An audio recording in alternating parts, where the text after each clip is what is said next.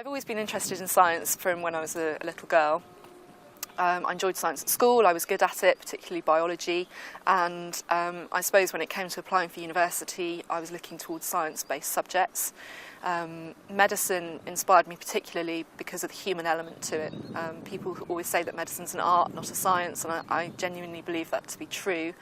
As I've gone on through my career and my training, I've realised how important it is to understand the science behind the medicine, and I want to contribute to that, which is why I'm now focusing on the academic side and the research side of my career.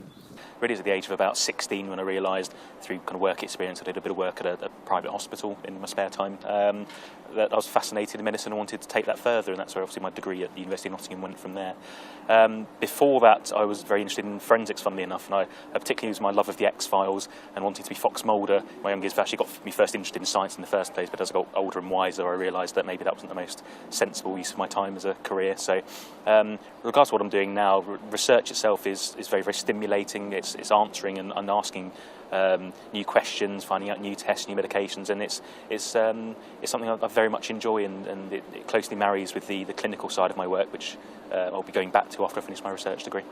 My dad was a doctor, and he's always discouraged me to do medicine. So along the way, I've always had to think hard that I want to be a doctor, and I think that's helped me and kind of find reasons why I want to be a doctor. And in terms of research and science, I think when I started my career as a doctor, I thought it was kind of a fixed science, but later I found out that it's an evolving science, and there's always active research that helps find new diseases, find new tests to investigate these diseases, and also find new treatment. And I thought to be part of that research would be an important part of my career, and I find it really rewarding to be involved in research.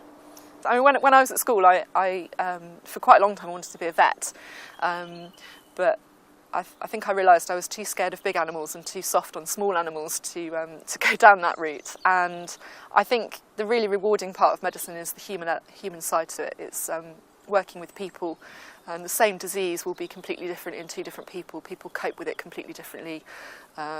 They might have completely different symptoms, their tests might be completely different, and I think that always makes it interesting. Even if you see the same disease several times in a day, it will always be different because the people affected are different. When you say you're doing research, and the impression they get, are you wearing a lab coat and being a mad scientist? So I think it's important to realise there's a different side to the scientist as well. We have our other interests, outside interests, and we do other things. A career in science or career in medicine is something that's hard work.